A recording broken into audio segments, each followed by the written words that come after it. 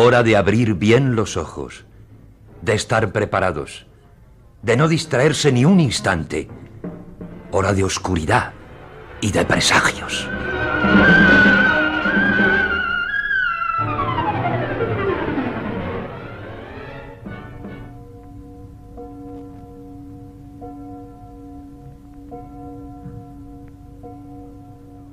Señoras, señores, va a hablarles el escalofrío.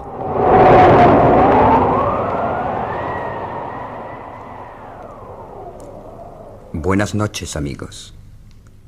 Yo soy el que hace temblar a los seres humanos las noches oscuras, el que apaga la llama de la vela cuando no hay otra luz en el caserón abandonado.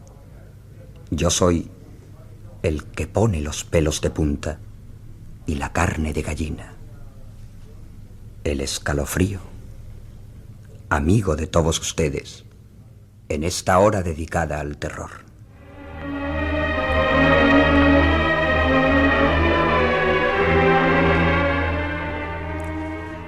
Hora que hoy dedicamos también al sueño.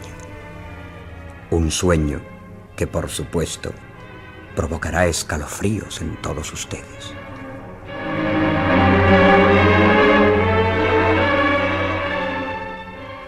Les ofrecemos esta noche el guión original de Juan Tebar, Solo parpadear, una historia de angustia y pesadillas.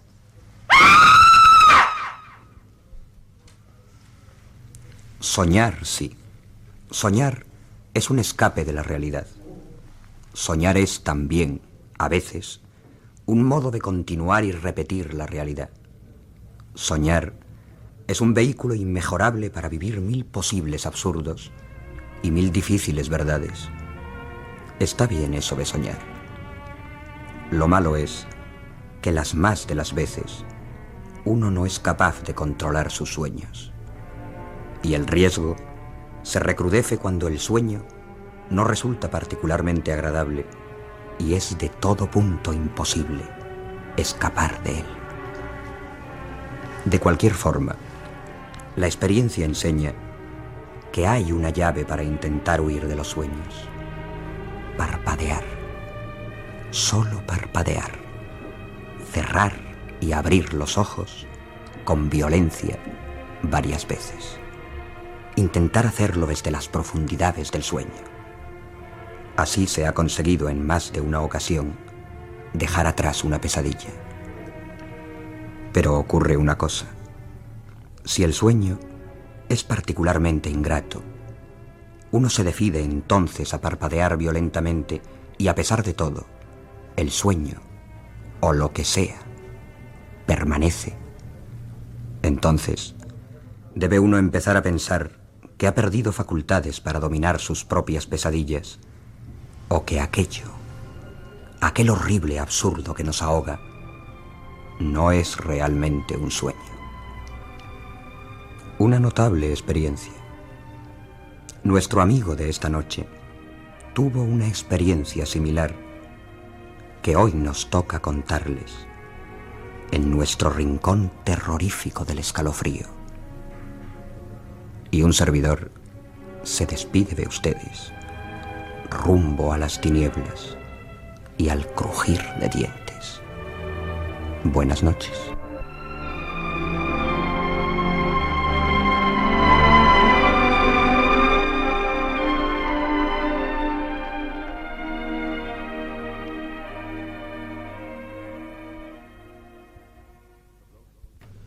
Iván dobló la esquina de aquella calle. Un golpe de aire le dio en el rostro y él se subió el cuello de la chaqueta. Vio entonces, en la misma acera, a 2 metros escasos, al primer hombre de aquella noche. Estaba agachado sobre el suelo, de forma grotesca. Le faltaba un brazo, y una manga de su chaqueta ondeaba al viento bamboleándose como un trapo. Aquel hombre miraba insistentemente un objeto que había en la calzada, justo a sus pies. Iván sintió deseos de hablarle, porque era el primer ser humano que se encontraba aquella noche. Había salido de su cuarto en el pequeño hotel a las 11 y llevaba ya paseando 2 horas por las calles de aquella ciudad.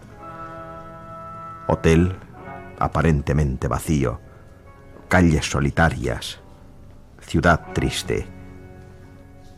Se acercó a aquel hombre, sin excusa preconcebida para abordarle. ¿Es usted de La Lanza? Quizá en La Lanza, pueblo desparramado a la derecha de una carretera polvorienta, no fuese corriente entablar conversación con desconocidos. El hombre hizo caso omiso de la pregunta y recogió del suelo aquel objeto con su única mano. Había un farol verdoso adosado a aquella esquina. Iván pudo ver mejor el rostro del hombre. No se había afeitado y en sus ojos lucía una extraña irritación. También pudo ver Iván a la luz del farol el objeto que pendía ahora de la mano del hombre. Era un brazo humano entero, cortado por el hombro, un brazo desnudo con vello rizado, sin señal alguna de sangre. El hombre levantó el brazo cogiéndolo por el codo y lo llevó al extremo de su muñón donde ondeaba la manga vacía. El brazo resbaló y cayó al suelo. Aquel hombre miró entonces a Iván. No había ya irritación en sus ojos. Había una desolación profunda, una tristeza acorralada. Y habló. Habló con voz de niño descubierto en una travesura. Otra vez. Se ha caído otra vez. Lo llevaba antes bien puesto, como el otro. Resbaló y cayó.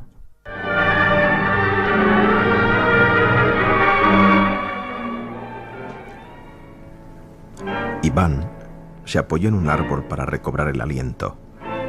Había corrido como alma que lleva el diablo a través de toda la calle, hasta llegar a esta plaza solitaria, con su fuente de piedra, su kiosco de la música y su teatro cerrado, con grandes carteles chillones expuestos al viento de aquella noche destemplada.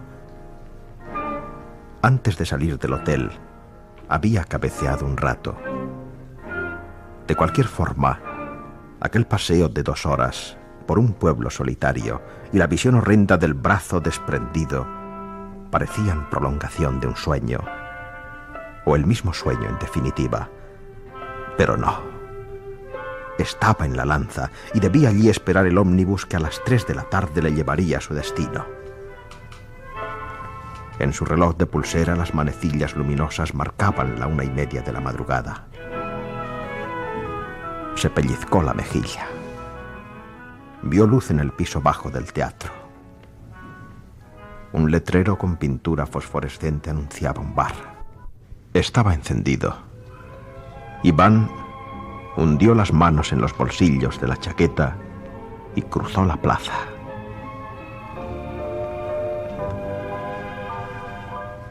A través del cristal de la puerta, Iván podía ver moverse algunas siluetas, y la melodía de aquel disco surgía del interior del bar como una invitación.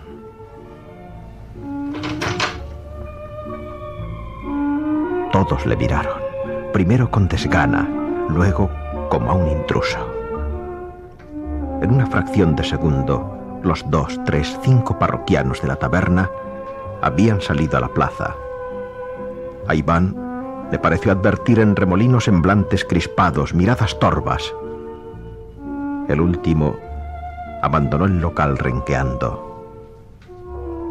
Solo quedaba ella tras el mostrador. Era rubia, era hermosa, tenía unos ojos amplios y oscuros y una boca rasgada como un corte de navaja en su rostro. Iván sonrió. Parece que he espantado a la clientela. No comprendo. ¿Quiere usted servirme un coñac? Si no me guarda rencor. ¿Coñac, señor? ¿Qué coñac? Pues es lo mismo. Un buen coñac cualquiera. Ahora mismo, señor. La muchacha, 22, seguramente no más de 23 años, Alzó un brazo sin moverse del sitio para alcanzar una botella de la repisa. El esfuerzo parecía fatigarla. Llenó una copa.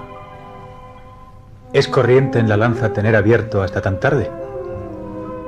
¿Abierto? Ah, si quisiera usted cerrar al marcharse, señor, yo no puedo. Todo aquel raro ambiente, todo ese aire evadido de la realidad común al menos, aquella a la que él estaba acostumbrado, debía responder a algo que aún no había acertado a descubrir. Tenía ganas de hablar y habló. El piso de arriba es el teatro, ¿no es cierto? Era el teatro, señor. Lo fue hasta el miércoles. ¿Hasta el miércoles? Iván hizo un esfuerzo de concentración porque nunca era capaz de saber, cuando estaba de vacaciones, el día de la semana en que vivía. Era sábado, sí. O sea que... ¿Qué ocurrió el miércoles? ¿Embargaron el local? La muchacha le miró con irritación. Señor, no debe usted bromear. Bromear, señorita. Yo he llegado esta misma tarde a la lanza. No sé qué pudo ocurrir el miércoles. Todo el mundo sabe lo que ocurrió el miércoles. No hable usted así, señor. Todos sabemos qué significa esto. Aquí tiene la cuenta, señor. ¿Querrá usted cerrar al salir? Iván pagó sin rechistar, aun cuando le pareció bastante caro. Realmente no era una visita grata. No lo era. ¿Y por qué no lo era? Iba a salir cuando sintió irreprimibles deseos de saber más. Y se acercó a la muchacha. Por el amor de Dios, ¿quiere usted explicarme qué ocurre en este maldito pueblo? Iván la había sujetado por el brazo y la joven forcejeó para soltarse. En un impulso hacia un lado, perdió equilibrio y cayó ruidosamente tras el mostrador.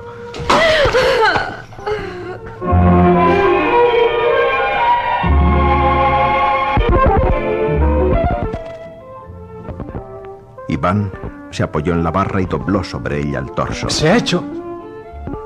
Quedó así, doblado sobre el mostrador, como paralizado en aquella ridícula postura. Y un estertor pugnó por salir de su garganta ante el espectáculo que se ofrecía a sus ojos tras aquella barrera. En el suelo, encogido junto a una nevera y una pila de cajones, estaba aquella forma con la que él había estado hablando y a la que tomó por hermosa mujer, como las demás hermosas mujeres. Gemía como un ser humano. La cabeza, con la preciosa melena rubia, el busto, los brazos y nada más. No había nada más. El cuerpo terminaba al llegar a la cintura, sin una explicación, sin lógica, de golpe. Era media mujer. Y media mujer, caída desde su plataforma de cajas, gemía en el suelo y le miraba con odio.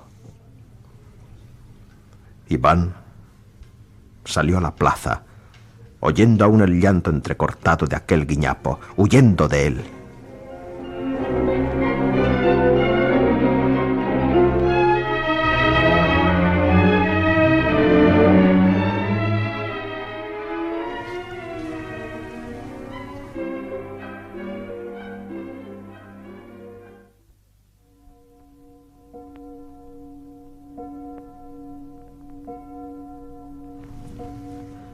Solo parpadear.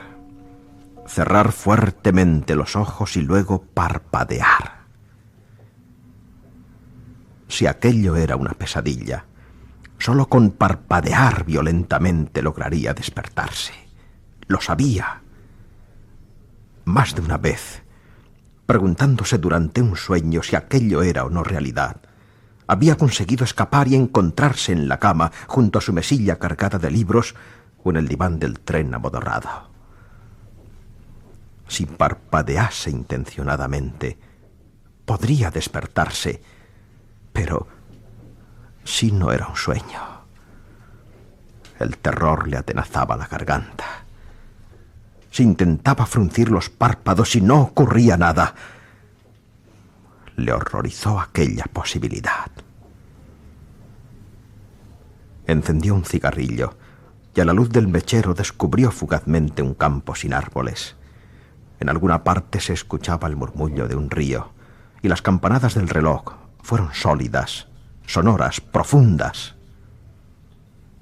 Todo era perfilado, con un terrible lujo de detalles. Podía oler el aroma del campo, todo demasiado patente para ser un sueño. Solo parpadear y lo sabría. Sí, recurriría a ello cuando no pudiese más. Ahora todo parecía haberse tornado tan tranquilo, tan idílico, tan clásico, tan dulce. El olor del campo no era malo, y aún era mejor mezclado con el agua de la lluvia. Daba sensación de un vino fuerte, un vino inventado, por supuesto, pero un buen vino. Realmente bueno. Por favor, ¿puede usted ayudarme? Era una sombra humana.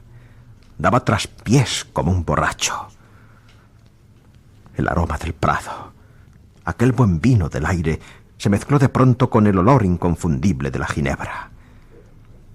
La sombra se detuvo a pocos pasos de él. A la luz de la luna, Iván pudo distinguir el cuello alzado de una chaqueta y una gorra con visera. Pero Iván había recobrado el dominio de sí mismo y no se inmutó. ¿Qué quiere usted? Tiene que ayudarme, señor. Necesito beber algo. Una gota de ginebra, o de coñac, o de whisky. Solo una gota. ¿No tendría usted una botella? La sombra hablaba desde una silueta totalmente negra, recortada sobre un cielo plagado de nubes. Nubes azuladas, como en un cielo de papel. A Iván se le antojó un bonito cuadro. No tengo nada de beber, buen hombre. Nada en absoluto. Hace una noche fría, señor. Si yo pudiera tomar un trago. En una noche como esta, el alcohol reconforta. El alcohol puede ayudarle a uno. Cuando hace frío, se siente uno muy solo. Usted me comprende, señor. Iván sí lo comprendía. Iván tenía frío. Noches desapacibles las de aquel pueblo.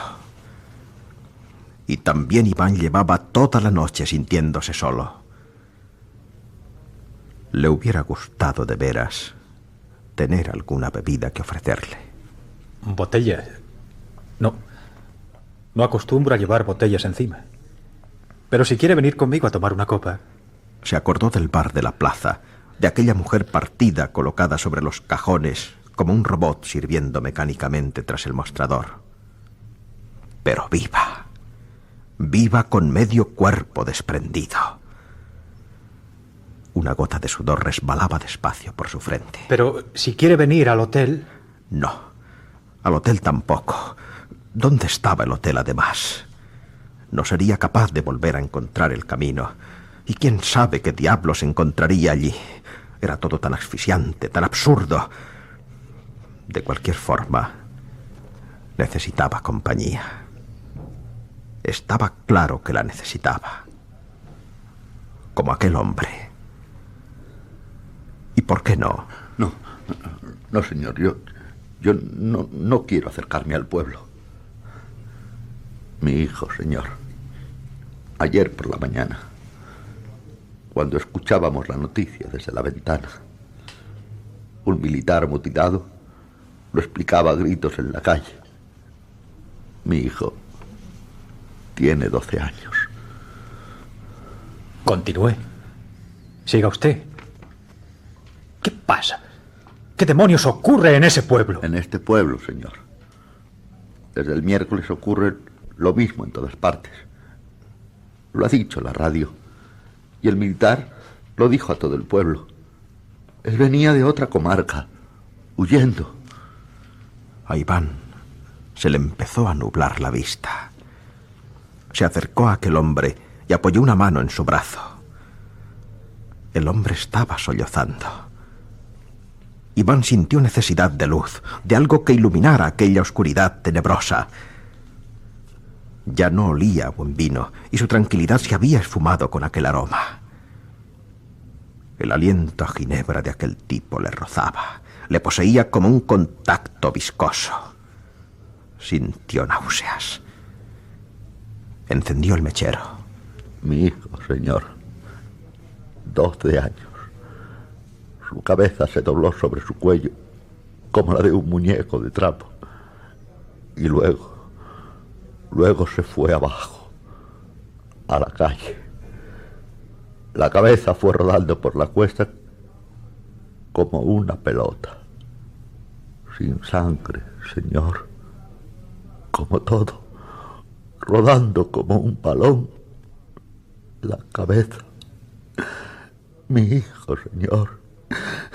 Yo fui detrás y corrí.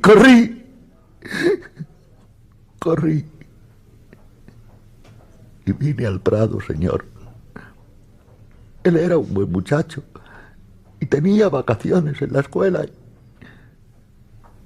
Su cabeza, señor, su cabeza cayó como la de un muñeco. Sin más, porque sí.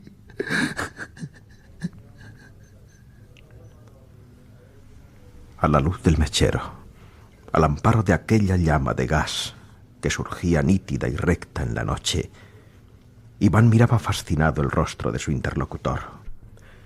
Tardó en darse cuenta. Primero le pareció una careta. Luego fue advirtiendo el dibujo de los labios, perfecto como la llama de su mechero. La mandíbula, recta y bien delineada. La frente, espaciosa, surcada de arrugas, de miles de pequeñas arrugas. Las orejas enrojecidas bajo el cuello de su abrigo. Y la visera. Algo irreal, monstruoso, le obligó a mantener la llama del mechero durante un instante. En el rostro faltaba algo. Faltaban la nariz y los ojos. Sí, faltaban absolutamente. Ahí estaban las cuencas vacías, huecas, insultantes, como cavernas bien limpias, pulidas, sin una mancha. Horrible. Y solo la piel lisa, sin señales, sin un desnivel en su superficie, separaba ambas cuencas del dibujo perfecto de los labios. Era como un error, como una espantable equivocación. Y así, el resto de su semblante destacaba como mucho mejor modelado que el de cualquier ser humano. Aquello era blasfemo, una burla. Iván notó que se le calentaba la sangre y que deseaba saber más, saberlo todo aunque fuera un sueño desesperadamente bien construido. Una pesadilla de la que quizá pudiera escapar con solo apretar los párpados. No veo, señor. No veo. A usted también le ha ocurrido. En la lanza, solo 3 personas se han salvado aún. Pero a María Escarlata se le cayeron los dedos la otra noche.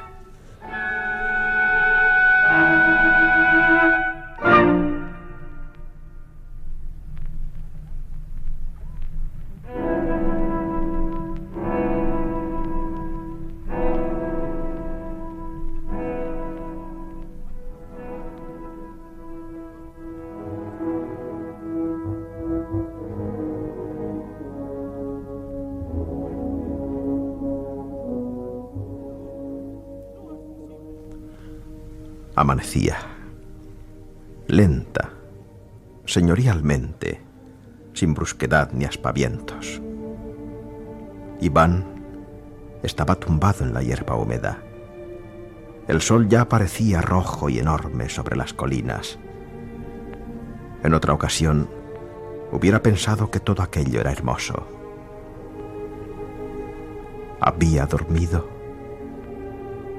Recordaba confusamente a aquel hombre, al borracho. Se sentaron juntos en el prado y hablaron. Hablaron en tono susurrante, como contándose secretos. Iván recordaba que todo, o casi todo, lo contó aquel hombre horrible. Y él escuchaba horrorizado. No había dormido, o al menos todo había sido un sueño. Todo. Desde el primer encuentro con el hombre sin brazo, aquella otra visión infernal de la taberna, hasta la charla con el borracho. Habían hablado, sí.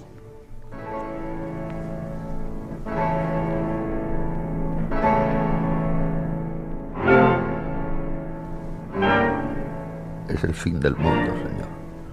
Estoy seguro.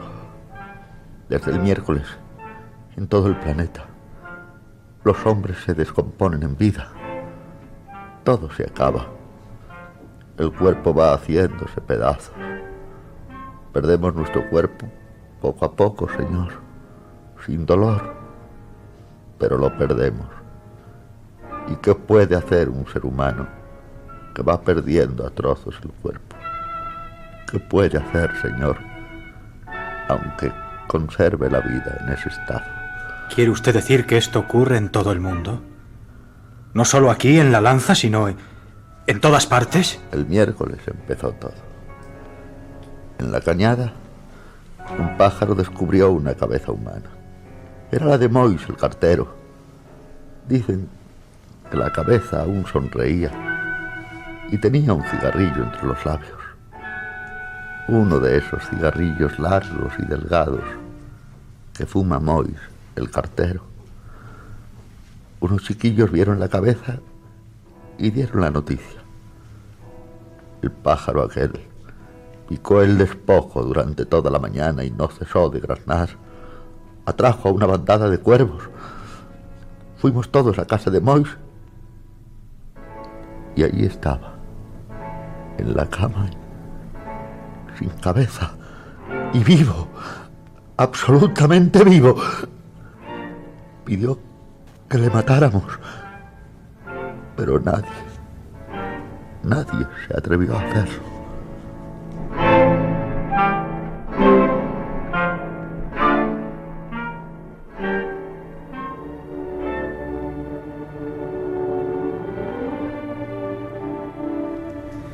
Iván había pensado en ello.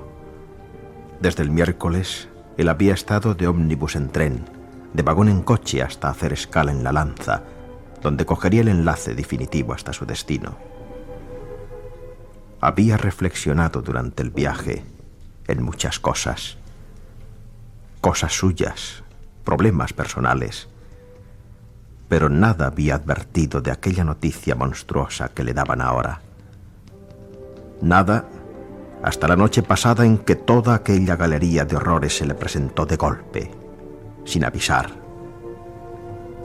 Y todos, el hombre del brazo, la chica del bar, el borracho, todos parecían monstruosamente acostumbrados a aquello.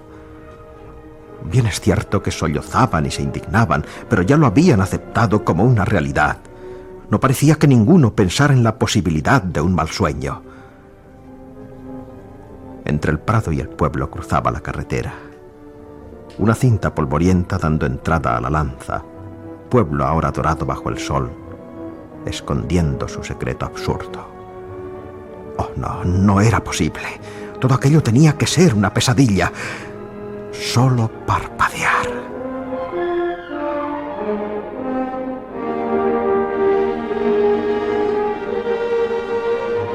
Sí, solo parpadear. Solo eso y volvería a la normalidad. Tenía que tomar un ómnibus a las 3. Pero era tan real, tan auténtico todo. Como por ejemplo aquella procesión que iba llenando la carretera. Había 2, 3, 4 hombres sin brazos que marchaban casi marcialmente agitando sus muñones con un gesto que podía parecer agresivo, pero que era totalmente ausente. Había también cabezas en el suelo. Alguien sin cabeza sobre sus hombros, se agachaba a recoger alguna y solía desecharla al no reconocerla como suya. Luego seguían adelante. También mujeres. Las mujeres, en su mayoría, tenían todos sus miembros, pero los sujetaban con fatiga, cuidando el paso para no dejarlos caer. Resbalaban, sin embargo, a veces, y rebotaban confundiéndose con el polvo del pavimento. 2 o 3 niños se arrastraban como serpientes, andando con las manos el que no tenía piernas, renqueando el que solo contaba con una.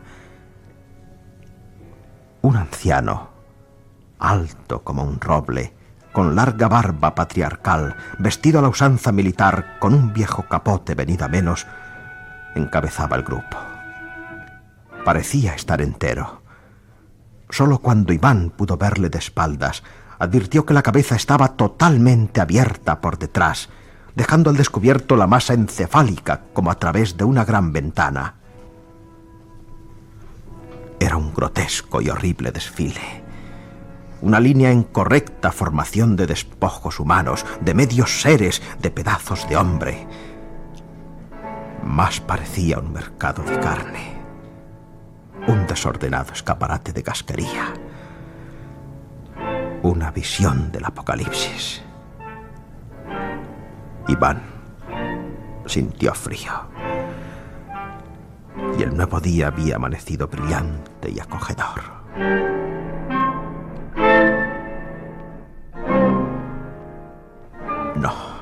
No podía ser. Solo parpadear. Apretar con fuerza los párpados y volverlos a abrir. No debía tener miedo. Ya, lo haría. Y el sueño se haría trizas como una pompa de jabón. Pero no era posible. No podía cerrar los ojos. Lo intentó 1 y 1000 veces. No podía. Seguían abiertos. No podía. Allí, a sus pies, en la hierba aún mojada, los vio. Se agachó a recogerlos. Los miró, los palpó. Trató de convencerse de que no eran suyos. Volvió a intentar cerrar los ojos. Imposible. Los volvió a mirar. Evitó una arcada. Los tiró entonces asqueado lejos de su vista. Eran sus párpados.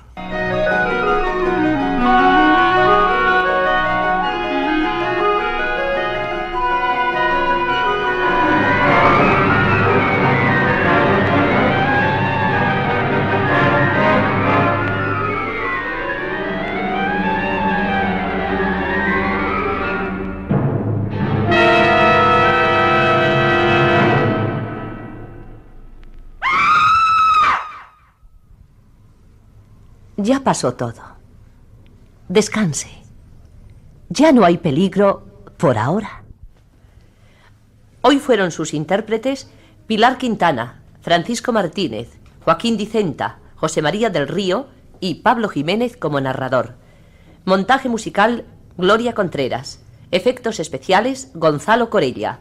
Dirección y realización, Domingo Almendros.